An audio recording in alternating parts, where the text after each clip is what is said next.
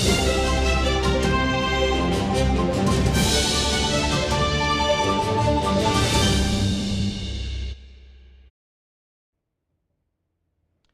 evening once again. Welcome to the second edition of News Tonight. My name is Michael Jordan Lukomwa, and this is what we have for you this time round.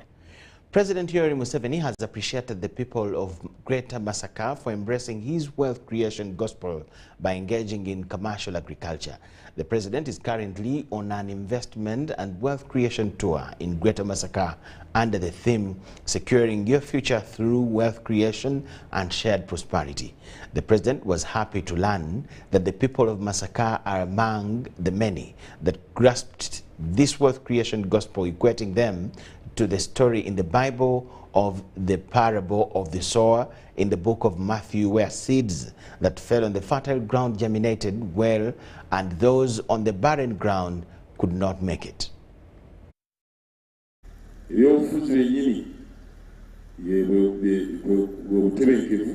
Is food, is income, is education, is infrastructure. That is the real politics. You should consider politics. N'olwekyo olw'ebbanga Namasaka butandise okuzuukuka okunoonya okulaba nga mukola ssente munoonye mulabe engeri gye mulwanyisa omuze ogw'okutemaatema ebintu omugenzi byalese akoze. What you are handling now is not new. Therefore, for the Masaka and for the cattle corridor people who are already moved, these are my 3 points. N'olwekyo bannanga b'e Masaka ne bannange bali ab'omu Lukoola abamaze okufuna kasente. Number 1, ensonga zange ziri 3. Bring the ones who are still outside. Mule abantu abasigadde ebweru nga tebannayingira mu kuyingiza ssente tubajjeyo tubayingize mu mulamwa oba mu kaweefube okuyingiza ssente. Number 2, the leaders and the experts in this area. Ekyokubiri abakulembeze n'abakugu mu kitundu kino. I'm talking about the agricultural officers. Ayogera ku bano abakugu agamba bano abakugu b'ebyobulimi, abasawo b'ebyobulimi. The vets, abasawo b'ebisolo. Working with the leaders. Bakolagana n'abakulembeze ebitundu. Work out a plan which the central government will support. Mutuule mugyeyo pulaani central government gyeneeteekamu ssente gyeneewagira. To consolidate these ones who have entered the money creation effort. Okunyweza bannaffe bano abamaze okuyingira abakozi obulungi abayingidde mu kuyingiza ssente. Let me thank the people of Masaka, the Greater Masaka, and the whole of Uganda for joining the rest of the people of Uganda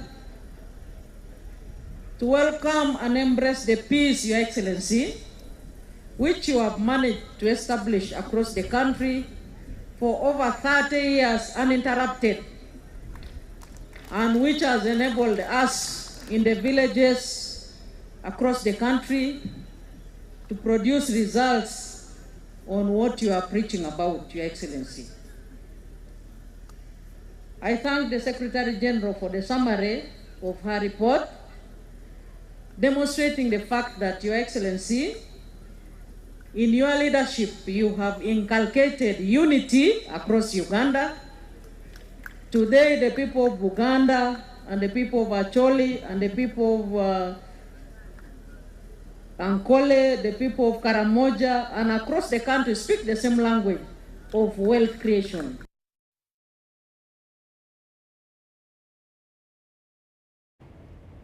President Museveni has visited Chesiga Green Village Farming Center, pledging support to local farmers. Accompanied by former Vice President Edward Chiwanuka Sekandi, the president toured the center, which showcased coffee and pineapple plantations, nursery beds, and a solar irrigation power plant. Addressing the farmers, Museveni commended their commitment to government programs such as the Uganda Coffee Development Association and Operation Wealth Creation. He encouraged them to add value to their produce and promised to provide a canter motor vehicle for transporting their yields to the market. Speaking on behalf of the farmers, Kabito James highlighted their success in coffee and pineapple cultivation. With 1,300 coffee plantations per acre, they now earn 23 million annually compared to 9 million shillings using traditional farming methods. Their 40-acre pineapple plantation yields 12 million shillings per year. Expressing gratitude for the president's visit, Kabito emphasized their goal of transforming the community from subsistence to commercial farming. He acknowledged the impact of government initiatives, including the provision of 1,000-acre seedlings and 20,000 pineapple seedlings. Kabito also shared the challenges faced in transportation, with 50 to 60% of the profits being spent on transport. The president's promise of a canter vehicle was met with a lot of appreciation from the farmers.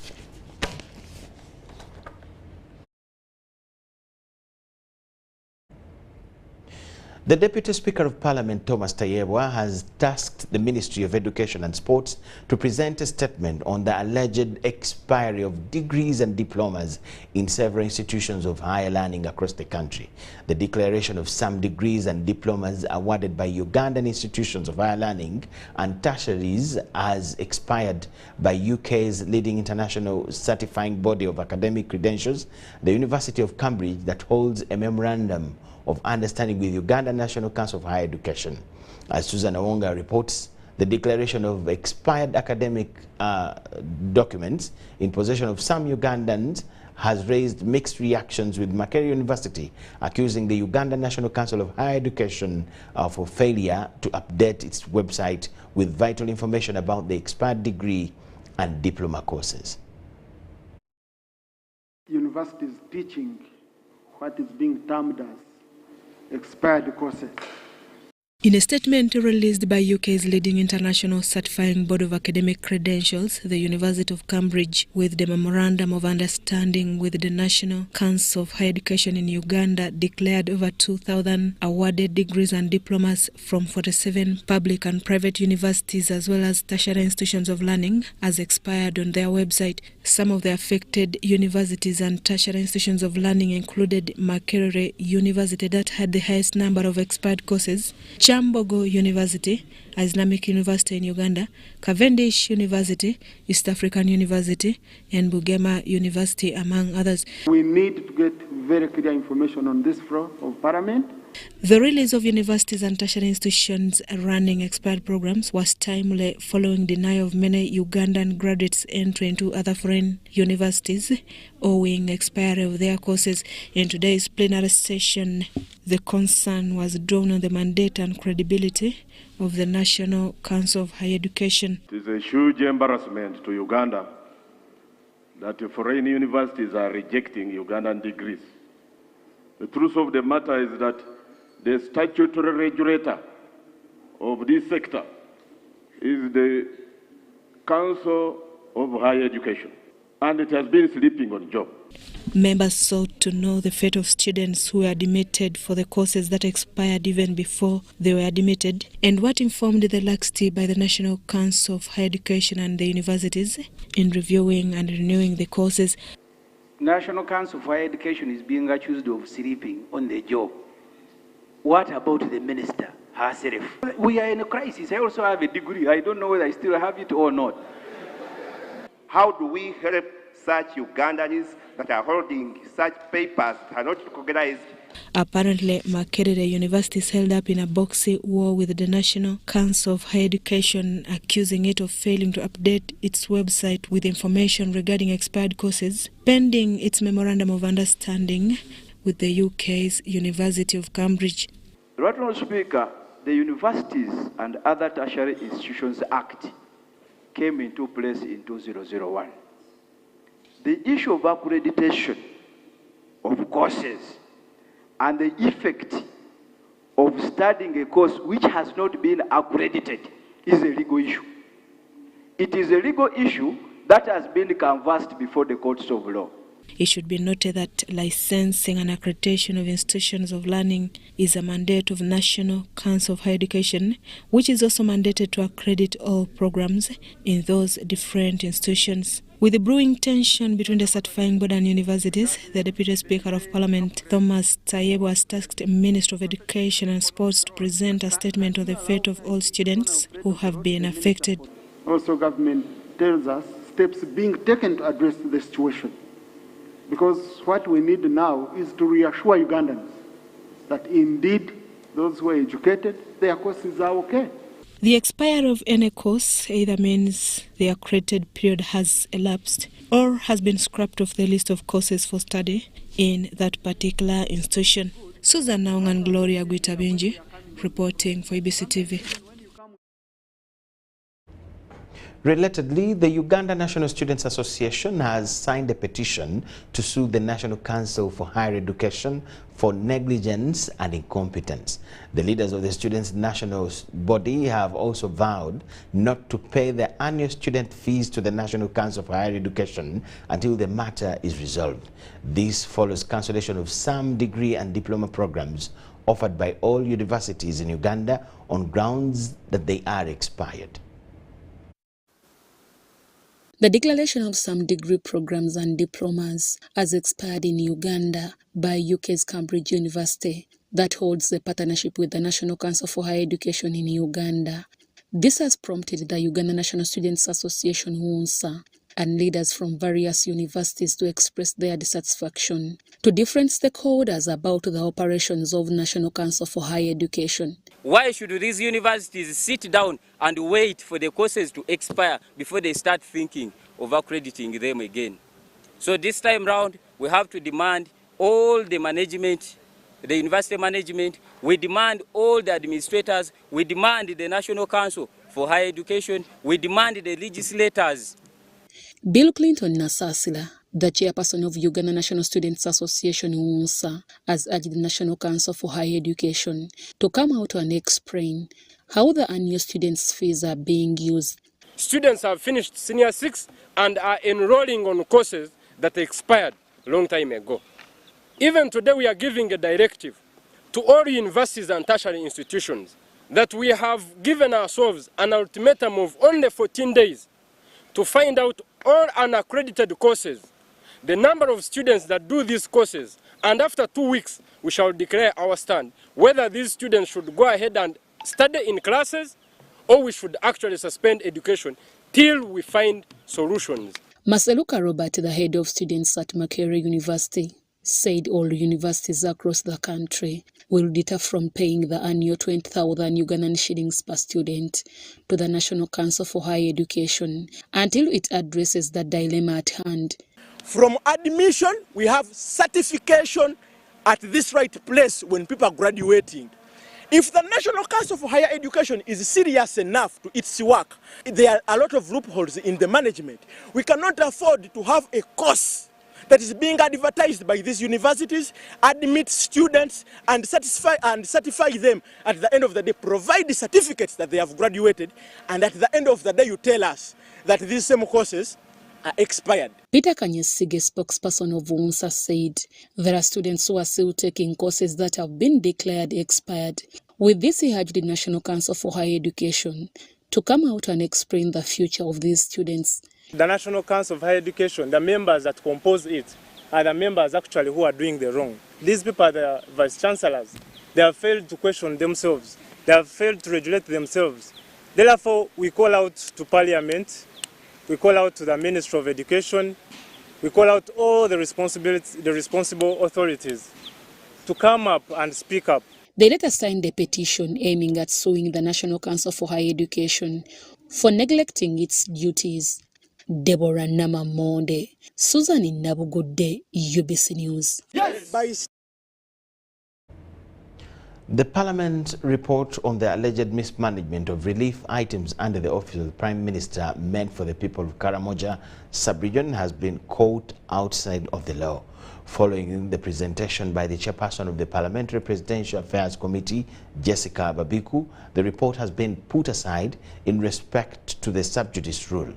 Nevertheless, the findings of the committee hits hard on the beneficiaries of the Karamoja diverted iron sheets, as our reporter tells it here.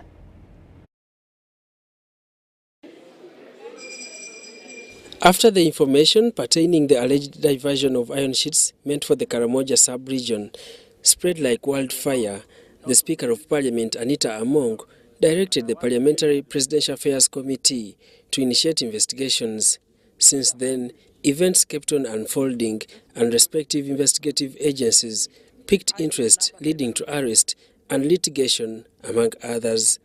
For close to 4 months and beyond, the Presidential Affairs Committee returns in style to present their findings to the August House. Thank you, Right Honourable Speaker and colleagues, for the time given to us to present our report. The committee notes that the 39.94 billion supplementary budget was fully utilized, but requests the Office of the Auditor General to take further comprehensive audit, since about 0.495 billion was left unaccounted for. The 1,000 iron sheets taken to the launch were partially distributed. The sub-judice rule under the laws of the land locks out many recommendations set by the Presidential Affairs Committee, which among others faults both Minister and State Minister for Karamoja Affairs, Merigoreti Chituto and Agnes Nanduto, for abuse of office and corruption, asserting that the plans to divert the iron sheets were premeditated. The Director of Public Prosecutions prosecutes the Minister for Karamoja Affairs, Honorable Dr. Mary Goreti Chitutu. Deputy Speaker Thomas Tayewa, under the guidance of the Attorney General, Kirio Wachiwanuka, satisfied the House that the public discussion of iron sheets is prohibited. But at what point does the judiciary also respect Parliament? I have listened to the report carefully. I am familiar with the facts of this matter. I am familiar with the law. It will be very difficult, in my view, in my humble view, Right Honourable Speaker, and I'm not making a ruling on your behalf, Right Honourable Speaker. In my humble opinion, it will be very difficult, like Honourable Nambos has said, to discuss any part of this matter which relates to the office of the Prime Minister and the matter of Karamoja without offending the rule of sub judice. Number two, the committee has done their work. They have done their part. But we are being limited by the law.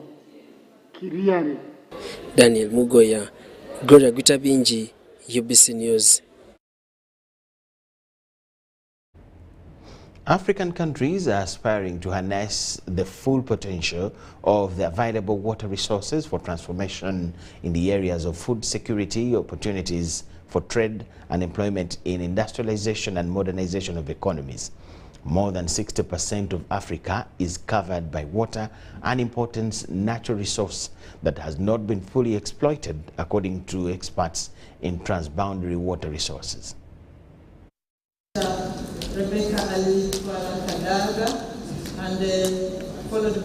A three-day high-level stakeholder meeting on transboundary water resources management in Africa is being held in Kampala to, among other issues, discuss the potential of shared water resources in the transformation of Africa. The first Deputy Prime Minister and Minister for East African Community Affairs, Rebecca Gadaga, officiated at the meeting and challenged authorities in Africa to collaborate in investing in transboundary water resources. Knowledge and investment are required to translate these resources into benefits for the people, some of which are social, others economic, environmental, political. Other direct benefits include domestic water use, hydropower generation, agriculture, livestock, watering, irrigation, industry, navigation, tourism, mining and environment, sustainability, among others. The Minister for Water and Environment, Sam Chapteris, challenged countries sharing transboundary water resources to implement sustainable solutions that benefit all stakeholders. This is a vital platform for Africa to dialogue, sharing knowledge, experiences, innovative ideas, benchmarking, and forging partnerships to address the critical issues affecting water management on our continent in this time of climate change. Also high on agenda is how the negative impacts of climate change can be collectively managed. That as a result have caused negative impact in terms of floods that have costed lives and property. Now we are sharing experience, come up with a joint plan on how to address and find some mitigation measures that will be proposed, shared with the countries in the continent to see how we can work together jointly. The Executive Secretary, African Ministers Council on Water, Rashid Mbazira, challenged African leaders to stop looking at water as a free resource, but rather as a precious resource that can help in the transformation of the continent. We were able to produce energy for industrialization, and therefore it's very easy to come up with a concession on a dam. It's the same thing if you invest in agriculture. You can sell the products to get a return on your investment, and that economic case can be made. But we in the water sector need to do more to create the business case for investing in water resources. If we do not, that's why we depend on external parties, because we take water for granted as an available good and it's free of charge. But water is not exactly free.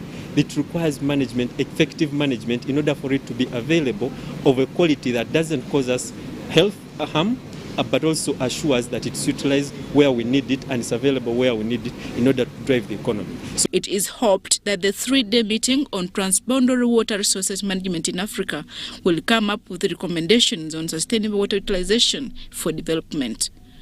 Adiana Kote, UBC. Long-serving sports commentator Stewart Munyanja has been laid to rest at his ancestral home in Kasokoso, Kira municipality, Wakiso district. The eulogies were plenty, but led by that from President Museveni, who described Stewart as an apolitical sportsman who, despite loyalty to sports club like Kampala Capital City Authority Football Club, remained impartial.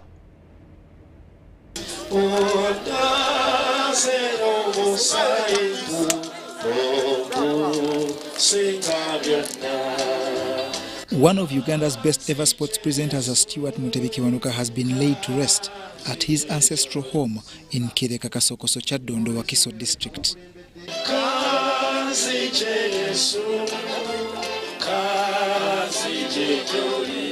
The eulogies were plenty, including that from President Museveni, carried by State Minister for Information Communication Technology, Godfrey Kabyanga.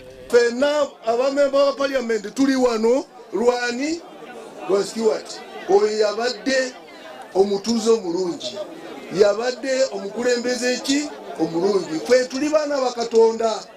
Tiwali mwana wa Nupu, tiwali we NRM, tiwali we FDC. Fena Tulibana Bani, Twagarane. Kati President Museveni gwawulidde amawulire nansindika wano nzije nsansire aboluganda ate n'agamba nkolengane ne General Naloyiso naye General Naloyiso abadde mukwano gwa Stewart nnyo kati n'agamba Naloyiso ndi byonna ebifaayo kukuziika sanduuko byonna State House ejja kukola ki ejja kubisasula.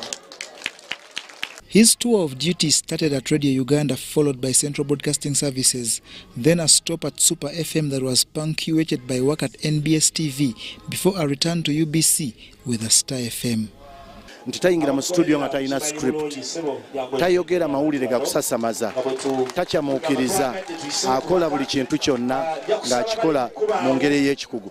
Mwami Stewart abadde mukozi mulungi, abadde kyakulabirako ate nga wabula nnyo. Mu bintu bye tumuyigiddeko ebingi kwe kubeera omuntu omukakamu n'obutapakukapakuka mu kusalawo. Despite being fully committed to his media job, with his supervisors confirming he rarely missed a day, Stewart was a family man who married Jennifer Mutebi. Nagenda omwegattako ne tugenda mu bufumbo obutukuvu emyaka kati 27 nga ntambula naye. Atukoze bulungi ffe ng'abawaka sijja kwogerera bya mirimu naye ng'abawaka we don't regret. Tusaba Katonda amuwumuze mirembe. During his service as Stewart, as he was fondly called, exemplified professionalism and impartiality that saw him transcend all upheavals that have hit the sports industry. He was true to the profession, and true to his ethics and his values throughout his career, a very, very long career, one that will never be forgotten. I mean, he's an icon in our profession, and he will always be that. Icon, legend, rest in peace. His burial attracted people from all walks of life, but notably sports personalities, the religious and politicians who spoke volumes about a man who has died aged 62. Tulina kye twawulira nga twagazisa omupiira ng'ayogera omupiira n'owulira nga naawe olina okubaako woogwa. Kye mmanyi olunaku lwa leero abantu bangi mu Uganda balina we baggwa olwa Stewart kye yakolanga. Agenda okutuuka mu KCC ng'ate ye alekedde awo ali mu sports. Tubadde naye mu by'omupiira wonna, tubadde naye ng'atuwa amagezi. Abadde mukwano gwaffe muganda waffe omuwa amagezi, tumusaaliddwa nnyo. Badde ntera nnyo okumukyaliranga mulwadde naye nga ekisingako ennyo ekikulu nga yabadde ayagala nnyo Katonda era kizizizaamu amaanyi nti afiiridde emikono gya Mukama Katonda. Abadde musajja abuulirira, abadde musajja ayagala abantu. Ensonga lwaki olabanga abantu bangi nnyo wano. Olwekyo tetujja kumwerabira Stewart era ffe nga abamu ku babadde bamwagala twaleese dda proposal ey'okulanga Stewart tumubbulamu oluguudo olwo lukkirire ewuwe. Wensambidde omupiira n'embeera kapitaani wa ttiimu ya Uganda Stewart abadde ankyaza nnyo mu puroguramu ze n'okulaba nga tugezaako okukola ki okuzimba omupiira. Abula kimu kyokka ekinnumye Stewart afudde tatuuse mu bintu bye yali asinga okwagala. Kyekyoka ekinnumye kwa yabimbuulirangako ebimu. Stewart Mutebi Kiwanuka yayagaliza nnyo bakozi banne bwe bakolanga omulimu ogumu. Nga nange kamwa koogera Alan Sewanyana yanjagaliza n'antwala ku NBS television nembaweereza ekijjulo ky'ebyemizannyo. Stewart Mutebi Kiwanuka suffered a stroke a few years ago and died on Saturday and has left behind 5 children. He fought a good fight, kept his faith, and has finished the race. May his soul rest in eternal peace. John Barnes, Sentamo, UBC News. May his soul rest in eternal peace indeed. The body of Private Sabit Wilson, a UPDF officer who shot himself dead after killing the Minister for Labour and Industrial Relations, the late retired Kano Charles Angola, has also been laid to rest at his ancestral home in Mubali Village, Kijura Town Council, Kabarole District. The body was transported home last evening in a UPDF van for a decent burial by his family 3 weeks after his death. Just like any other Christian, Private Sabiti burial ceremony started with prayers led by Mubali Church of Uganda.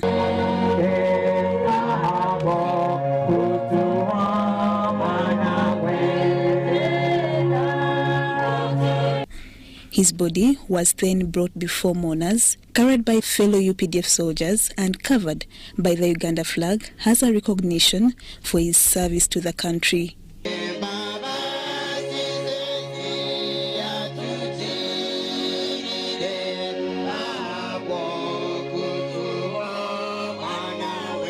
Relatives and friends thanked the family of the late Minister for Labour, Kano Charles Okello Angola, for extending the hand of forgiving to Sabit's family. These followed earlier demands by clans leaders in Lango for a traditional mediation between the two families.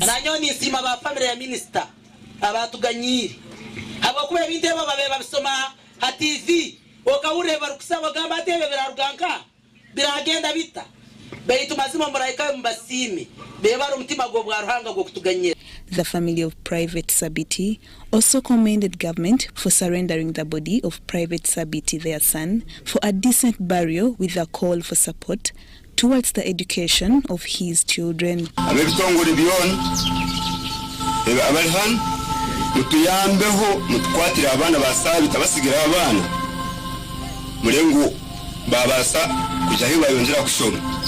Michael Tulilaba, who represented the UPDF leadership from Bombo, warned the family against distribution of benefits. The family, they tend, they won't make no kusinga malaika zigendo okusembere wa Katonda.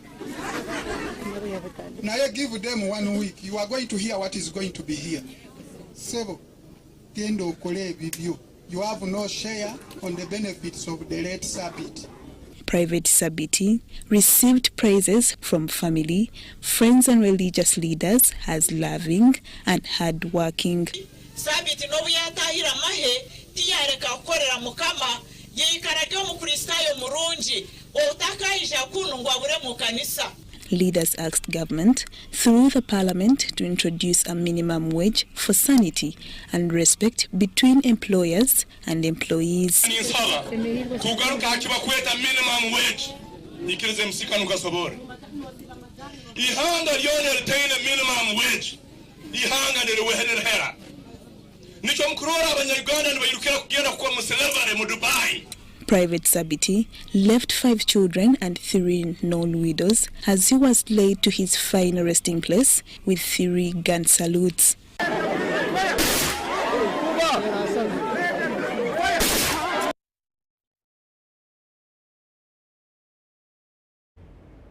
National Unity Platform leader Robert Kyagulani has been given one last chance to appear before the Uganda Human Rights Commission Tribunal to defend himself on the complaints he lodged before the Commission Tribunal. This follows Robert Kyagulani's failure to appear before the Human Rights Commission Tribunal despite summons. National Unity Platform President Robert Kyagulani Sentamu filed a complaint before Uganda Human Rights Commission Tribunal following security operatives halting him from holding musical performances and concerts. Although the tribunal was set to proceed with the hearing, the complainant Robert Kyagulani Sentamu didn't show up, despite being summoned. Robert Kyagulani Sentamu was, however, represented by lawyers George Musi and Benjamin Katana, who was caught for more time to allow Kyagulani to appear in person. Yeah, the engagement is out of town, a meeting, a party meeting out of town, since he's the party president at the moment. And so he was not able to cancel that engagement, considering that he had committed himself prior to the receipt of the summons. And he prays that this tribunal be pleased to adjourn the matter and accord him a chance to appear. He therefore seeks the indulgence of the tribunal to adjourn the matter.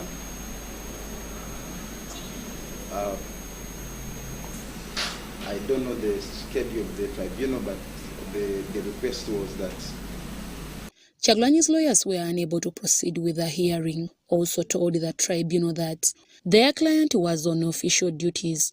The commission, led by the chairperson Maria Mwangadia, expressed dissatisfaction with Kyagulani's absence and gave him a last chance to appear before it. Signed that, we will summon him again. Should he not appear at the next hearing, this complaint will be dismissed for want of prosecution. Signed that. So 5 years later, this matter is coming up for its first hearing. And the commission, instead of apologizing, is complaining. The most appropriate thing for them to do should have been to apologize for delaying to entertain the matter having been filed almost 5 years ago. After meeting the tribunal, Robert Kyagulani Sentamu's lawyers expressed uncertainty whether their client will get justice. And she has rightly noted that she has always complained about inaction. Imagine if you are a complainant and you file a complaint, 5 years later you have not been heard. Wouldn't such complaints or criticism be justified? Robert Kyagulani Sentamu filed a complaint before the Uganda Human Rights Commission seeking justice after law enforcement agencies denied him a chance to hold musical concerts. Deborah Nama Monde, Nantongo Rebecca, UBC News.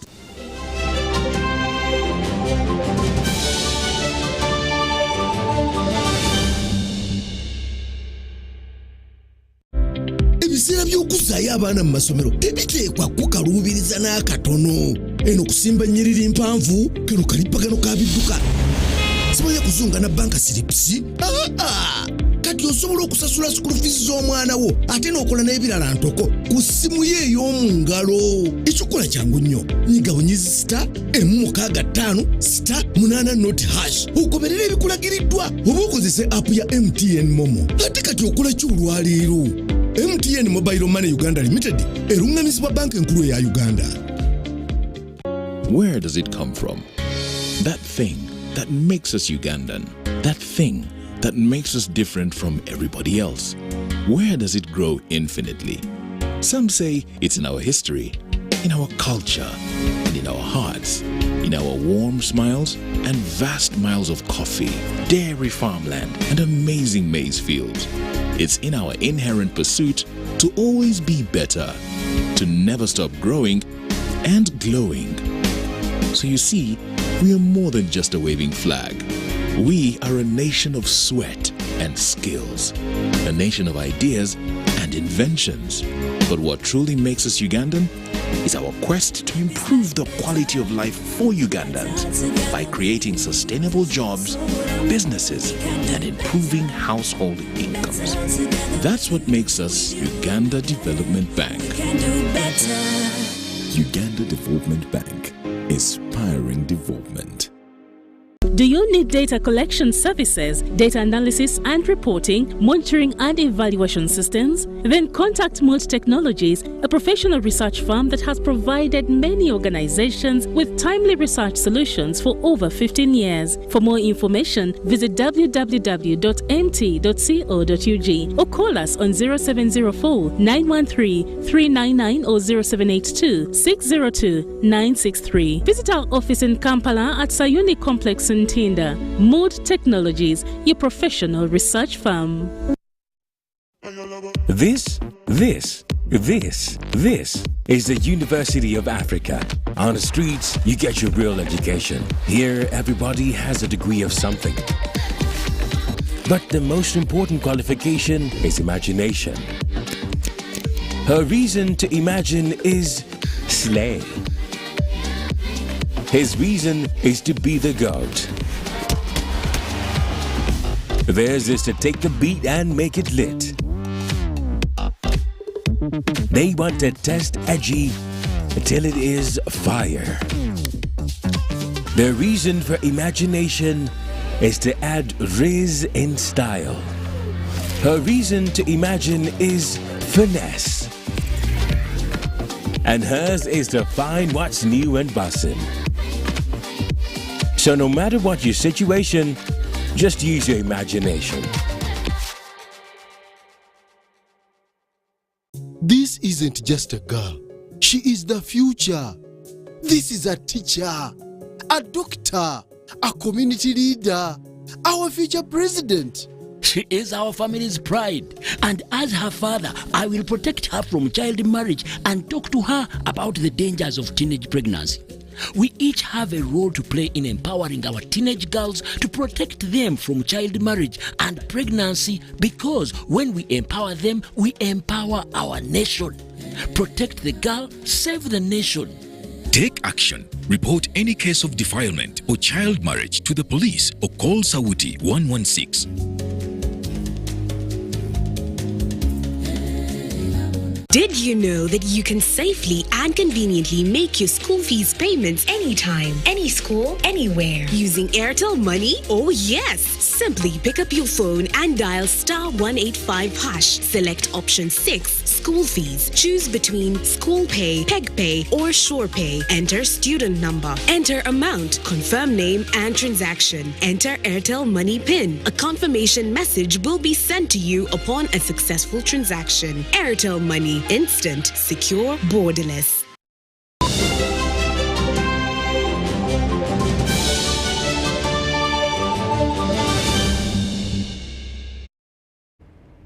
Thank you so much for watching and welcome back from the break. Parliament has adopted the report on mandatory installation of intelligence monitoring systems on all motor vehicles and motorcycles amidst controversy by a section of some members of Parliament who have objected the move, saying it infringes on the privacy of individuals and also brings about additional financial costs. The issue of intelligence transport monitoring system. In July 2021, the government entered an agreement under the public-private partnership arrangement with the MS Joint Stock Company Global Security for the implementation of the Intelligent Transport Monitoring System. The project's general goal was to improve security and reduce crime committed against innocent Ugandans by criminals who attack or shoot people, mainly on motorcycles. Resolved as to whether this country needs the intelligent transport monitoring system. This was a rejoinder to the 2018 President's 10-point security measures following the gruesome killings committed by criminals around the country, moving in unidentified vehicles and motorcycles. The move was intended to enhance crime management through detection, identification and recognition of all vehicles and motorcycles operating in the country. On Honorable Brigadier died, we never got a report. And one of the issues raised as a justification for not having these reports is because we don't have these fast tracking systems.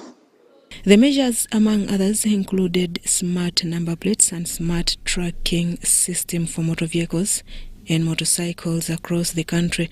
In 2021 November, a joint Committee of Defense and Internal Affairs and Infrastructure Committee was instituted to carry out investigations on the implementation of the project.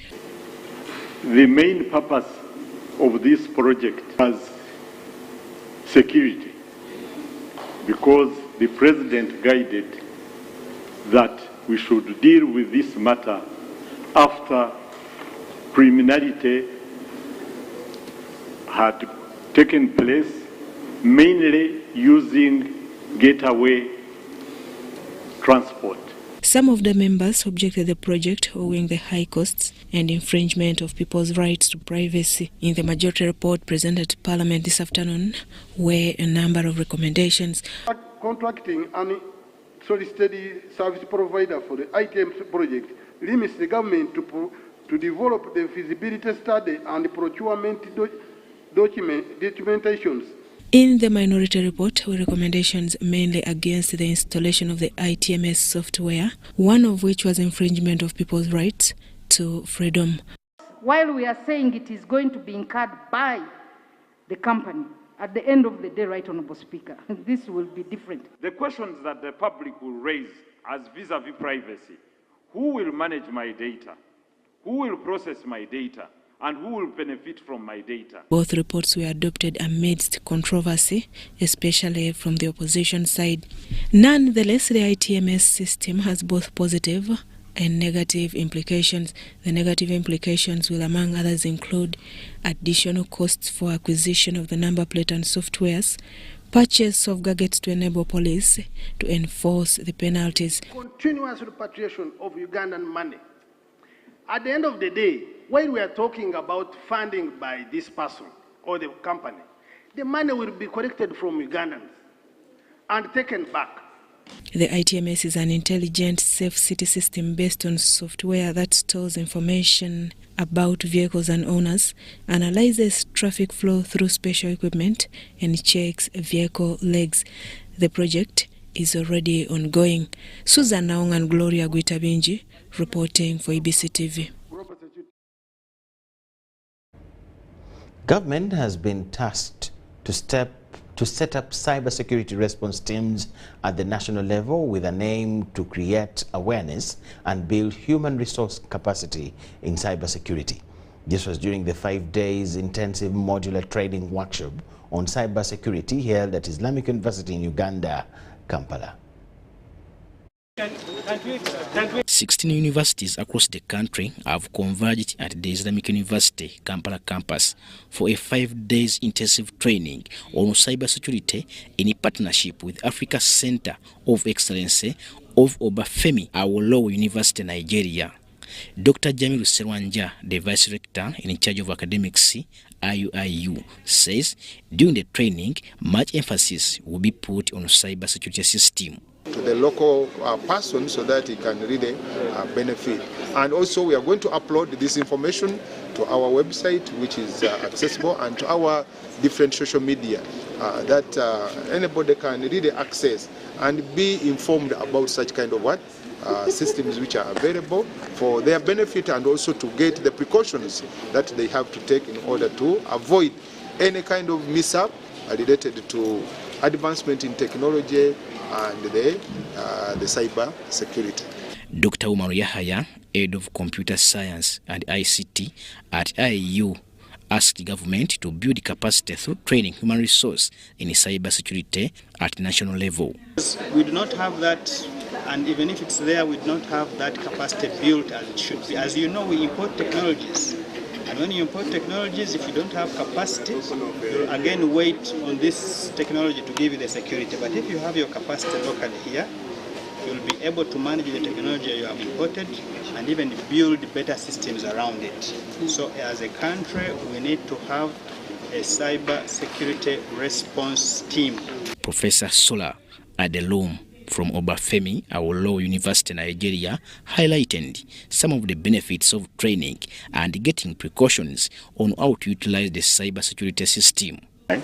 That if care is not taken, they can really steal your information and do a lot of other things. So if eventually we have this kind of training, then it's like dissemination information to the community to say, look, this and this and this you must not do. If you do this and that, your information will be taken away from you, and that's going to be a lot of problem. At the end of the training in cybersecurity, the two universities will sign a memorandum of understanding to guide the institutions in a future collaboration. Robert Katamba, UBC News. The National Planning Authority, in collaboration with the United Nations Economic Council for Africa, wants Ugandans to adopt applied integrated planning and reporting toolkit.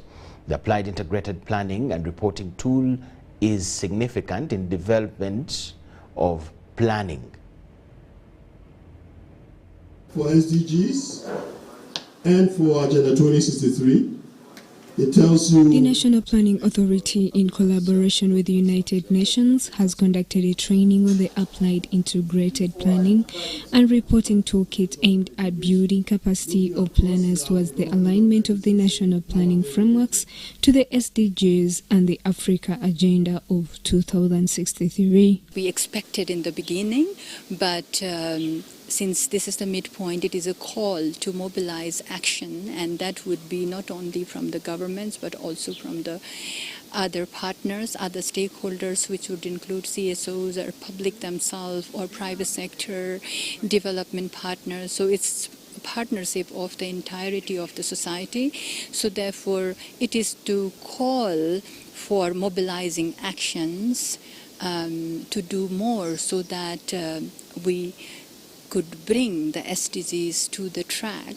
Dr. Bartholomew Ama, Chief of the Development Section at the Economic Commissions for Africa, explained about the operations and targets of the Integrated Planning and Reporting Toolkit. It has the capability of aligning the plan to the financial programs of a country and an ability to track that progress. So in effect, the tool allows you to align, to track, but also to ensure that you are financing your national development plan so that you can really implement them. And so when you are doing an evaluation, you are not only evaluating the outcomes, but you are also interrogating how finance has contributed or obstructed the achievement of those outcomes. It's a versatile tool capable of enabling us to track the results that we are attaining and the funding mechanisms, including the adequacy of that funding. But importantly, it helps us to align our planning frameworks to the international development agenda, the Africa Agenda 2063, the Sustainable Development Goals, and all the other international frameworks, like we have done in our previous plans. All your goals have targets? Do all your targets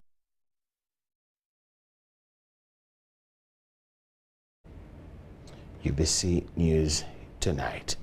Now, despite various interventions by government in development and expansion of water governance, lack of coordination among different government agencies in the management of water catchment areas is the major challenge to the Ministry of Water and Environment. The environment police, water enforcement team, we should not leave them behind, even in the meeting and in the implementation.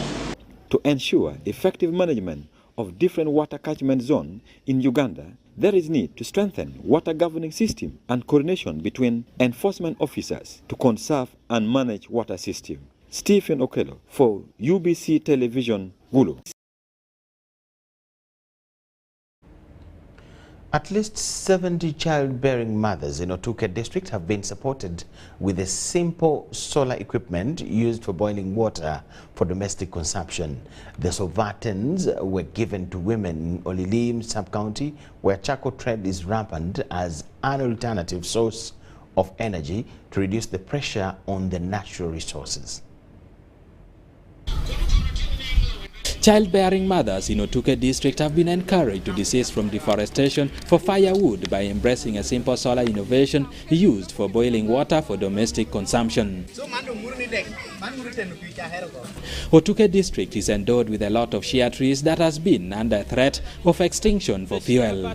According to the Uganda National Forestry Authority, Uganda's forest cover decreased from 24% to 9% between 1990 and 2020.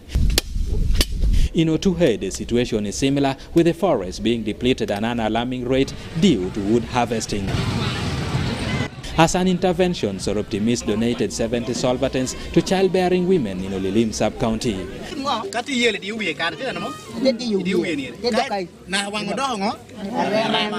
This is aimed at providing alternative energy source and clean drinking water for households. You put water in it from one black side with just something to sieve. Then you put it in the soil, in the sun. You give it sometimes, it boils water like any other water that is put on the fire. It can be used for bathing children, it can be used for taking tea, it can be used for drinking water.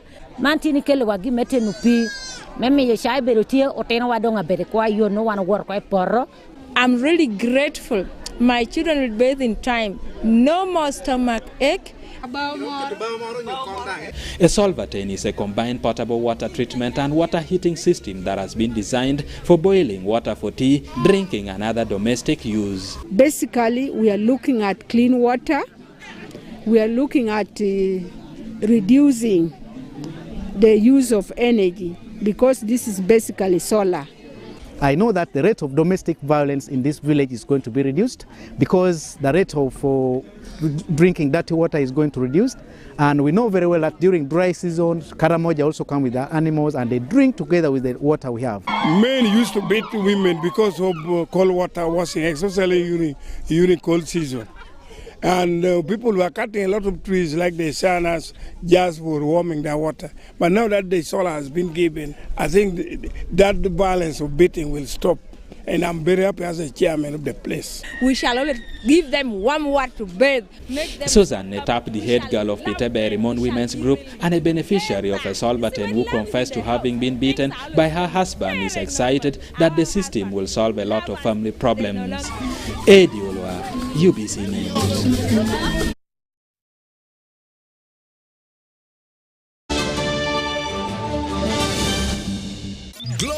As you are with the new Spark 10 series smartphone from Airtel in partnership with Tecno. Own the timelines with picture-perfect selfies using the 32-megapixel selfie camera, 256GB storage, G88 gaming processor. The Spark 10 smartphone comes with free 3GB from Airtel, so you can stay connected to a world of possibilities. Dial *100*5# to enjoy free data. Airtel, a reason to imagine. In partnership with Tecno. Stop at nothing.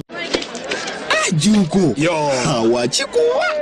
Check the shopping, man. What's your secret? Haven't you heard of the parish development model, PDM? Yes, I did, but I thought it was just a talk. No, Sebatia. It is real. I and a few friends together formed a circle, accessed money from the PDM, invested in a portrait project, and now things are moving. Joko, I thought I was one of your friends. You are. But you left me behind. I didn't leave you in poverty. What you do, just visit your LC2 chairperson and your parish chief and start the process of economic transformation. Just like that. The parish development model is an initiative from the government of Uganda through the Ministry of Local Government designed to transform all lives of Ugandans for the better. PDM, my parish, my development, my life.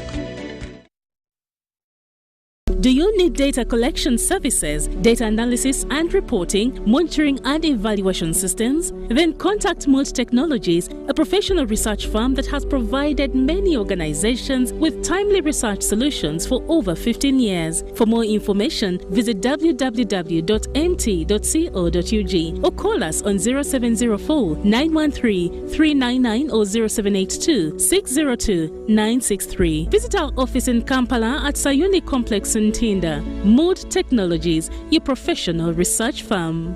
The Magical Egypt Tour 2023 is here. A heavenly miracle waiting across the natural and divine attractions of Egypt, such as Cairo, Giza Pyramids, Saqqara, Memphis, and many more that will offer the gift of a lifetime. The chance to unlock all of the hidden powers of mind and soul, gain the enlightenment of the past and the future, and develop the power of healing. Departure will be Friday 16th up to 23rd June 2023. Basic package starting at $1,200, 8 days and 7 nights. To register, come to Gotove Tours and Travel at Nalkwago Complex Suta, UG610, George Street, Nakasero, or call +256 758 530 059 or +256 784 568 392 or WhatsApp +256 782 556 078. Only few slots are left. Powered by UBC Television.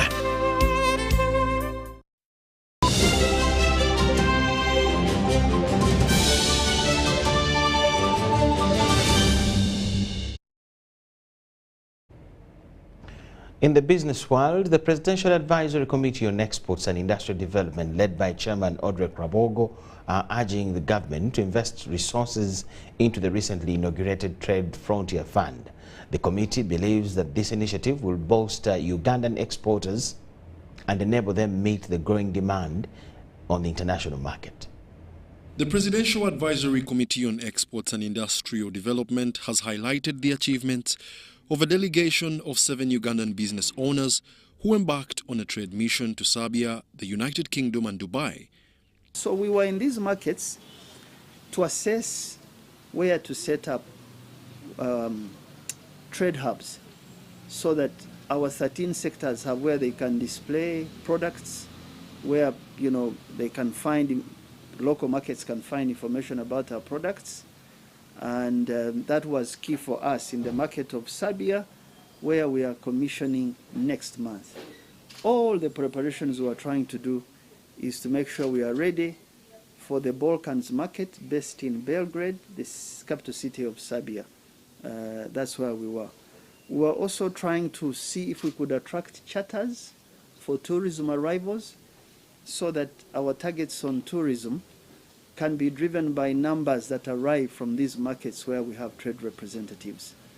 And then thirdly, we're trying to gain some new orders. The team successfully secured orders worth $550 million in beef, coffee and fruit subsectors, among others. Before PASAID, I had about $4 million in orders unsupplied. After PASAID platform, I have over $10 million of export orders to execute. And when you look at this, it is just this quarter. And the momentum that has been built by PASAID is going to throw me to over $30 million of export orders. Now the challenge is falling on us as Uganda. They now face the challenge of aligning a sustainable supply to fulfill these orders. Excitingly, the advisory committee announced that Uganda will inaugurate a trade hub in Serbia next month, and bilateral trade agreements with Serbia and the United Kingdom are currently being negotiated to facilitate the sourcing of agricultural produce from Uganda. We got this buyer from Tesco. I know at one point we were in Tesco, one of the retail chains, but we couldn't sustain. I think we took some packs there and couldn't sustain. The moment you get a shelf in Tesco and Kulga, wherever it is, you must sustain it. The moment you don't sustain it, you lose credibility. And as a country, we're saying, as people from Coffee has said, we must find a way of making sure that as a country, we cannot lose this credibility, especially when we start. The business delegation emphasized that while there is demand in the international market, Uganda has not fully capitalized on these opportunities due to limited awareness and the lack of standardization of local products and services to compete on a global scale. It is crucial to address these challenges to enable Ugandan exporters and businesses to thrive. I was shocked about how many opportunities are out there, and we're here fighting each other. We have not understood what is out there. When they got the orders, then I realized, okay, if you get this many orders for fruits and vegetables, the guy in the UK wants a 60-day period for him to pay you. KK Foods has to pay directly the farmer cash. The farmer is not interested in the 60 days. The farmer wants the cash there and then. Then KK has to go to a bank and borrow at 28%. Its banks are not ours. KK can only go out of business. There's no way he can manage to handle this business.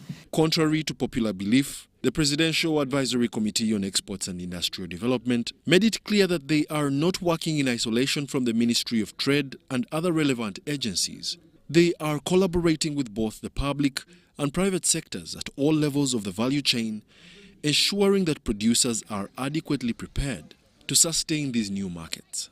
Wadulo Mark Arnold, UBC News. Ministry for Kampala with KCCA, Kampala Capital City Authority, have appointed new market masters and administrators to take over management of the markets in the city from the interim vendors' leadership. The minister in charge of Kampala, Hajat Misa Kabanda, made the announcement at the Uganda Media Center.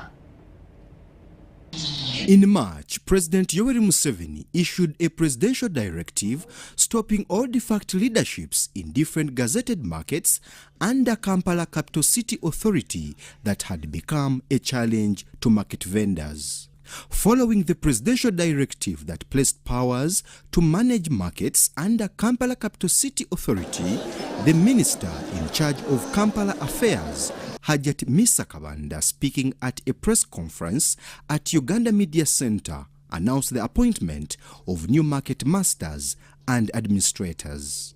Kuremana is market administrator in St. Mary Kudembe. Nanyonye Immaculate is a market administrator in Nakasero.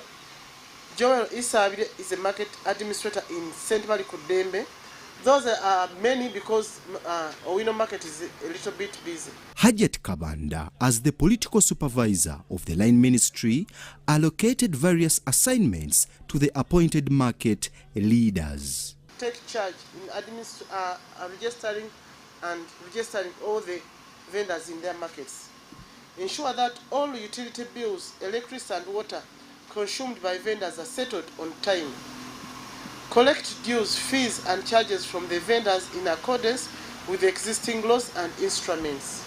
These market masters and administrators are considered as public servants and have been undergoing training on market management. They have been trained, they are going to be orientated to start working in the markets. We don't want the old team to remain, because if someone who has been working, they will be with some interest in the market. So we don't want them there. We are bringing new teams. Hajat Misa Kabanda emphasized the abolition of all interim leadership as reflected in the presidential directive and the political related circles from operating in the markets. Vendors management committees appointed in the markets before this date are immediately disbanded and are not allowed to engage in any management and administration of markets whether directly or indirectly. Vendors' welfare circles shall not be involved in the administration and management of markets. So that means even those circles, political circles, are not allowed in the markets. Management of markets should be strictly for KCCA. The new appointed market masters and administrators will be paid by the Ministry of Public Service and will adhere to the Public Service Standing Orders. The new leaders will hold a minimum qualification of a diploma and a degree. Brian Tumwenebiaruhanga, Andrew Sebira, UBC News. Ministry of Agriculture, Animal Industry and Fisheries says that the number of extension workers has declined significantly, and this has led to farmers growing substandard food crops with low quality production. Following the dilemma at hand, the Line Ministry has appealed to Parliament to consider returning the ministerial policy statement for scrutiny before it's approved by the whole House and adopted in the current state, which they say doesn't favor the extension workers in the current midterm financial budget allocation. The concern was raised during the opening of the Agriculture Extension Week held at Kabira Country Club in Kampala.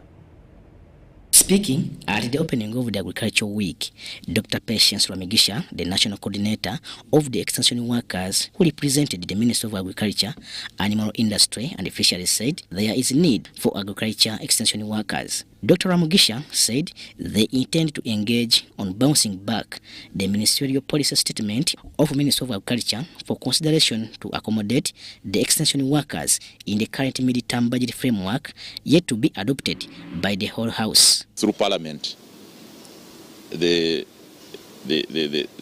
budget for extension, the agriculture extension conditional grant, and the production and marketing grant, which are the key resources that support our production departments in local government, was dropped.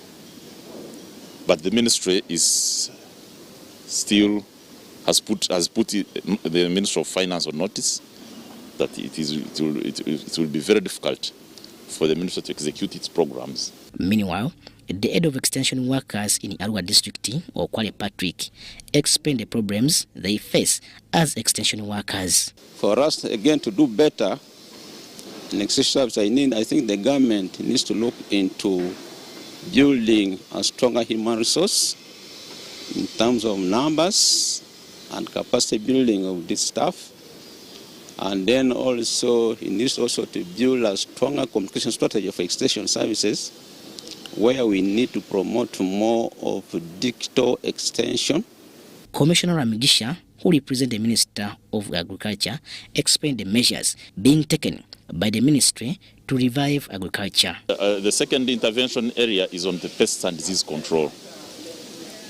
You know, much as this country was blessed with good rains and climate, that this environment is also very conducive for pests and diseases. And therefore, we have frequent outbreaks of pests and diseases. And therefore, it was identified as one of the key areas, sustained effort to ensure that we maintain the pests and diseases. With the absence of sufficient irrigation schemes in the country, farmers say they are going through problems. There is a lot of issues around agriculture. There is malnutrition, which we shouldn't be seeing in a country such as Uganda. Nduga Nicholas compiled this report for UBC News.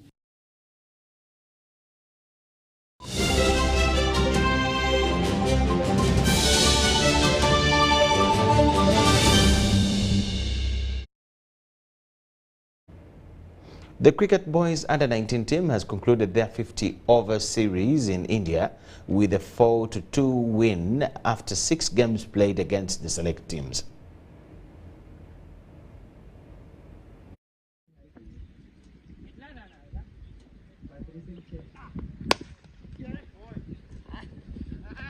After 2 consecutive losses, the Uganda Under-19 team made a dramatic comeback in the 5th and 6th game, collecting landslide victories of over 100 runs in each game to claim the 50-over series victory with 4 wins from 6 games. In Game 5, played on the 22nd of May 2023, Uganda defeated Pram the Cricket Academy by 117 runs after a total score of 258 runs for 9 wickets for Uganda and 141 runs all out for Pram the Cricket Academy. In Game 6, played on the 23rd of May 2023 against Sai Cricket Academy, Uganda posted 178 runs all out and Sai Cricket Academy collected 54 runs in 18.4 overs, giving Uganda a 124 runs victory. The boys who have been playing are well established. They come from established academies, so that they've been playing structural cricket. And I believe the boys have been taking lessons, and that's why we have been having the progressive performances from the first game to the last game. We came with the targets of achieving mental, physical, technical and tactical abilities from Sanjo Farm, which I believe that we were a bit lacking from home. But now when I can assess right now, the boys have been achieving events which have been great.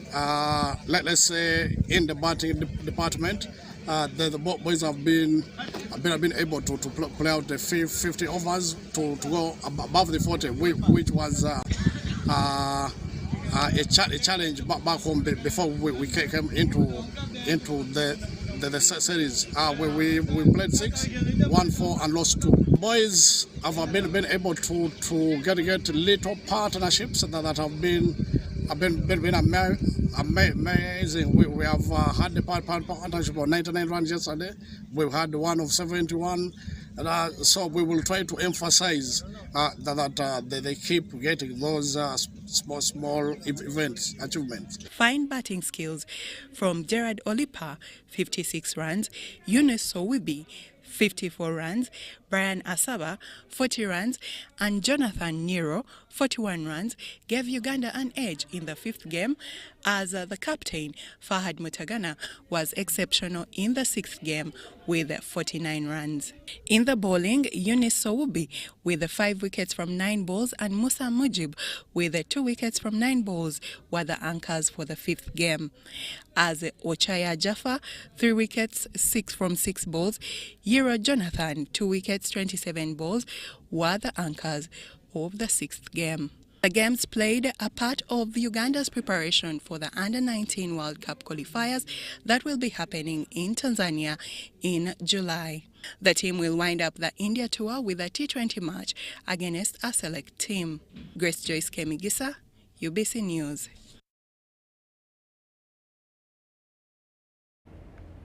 Uganda has been selected to host the final round of the ICC Women's T20 World Cup qualifiers, slated for the 7th and 18th of December 2023.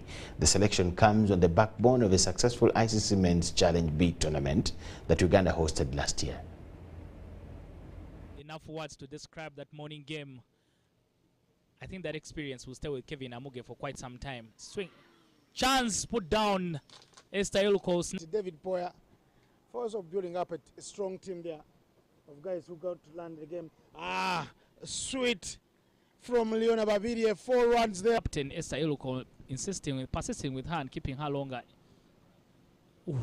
Ferocious cut from Sandra Chow.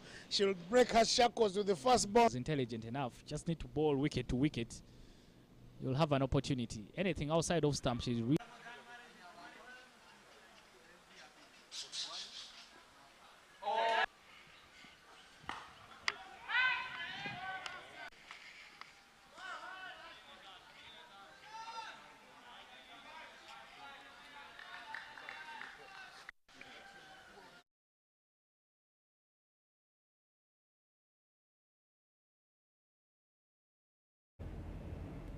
That brings us to the end of all we had for you tonight. Thanking you so much for watching.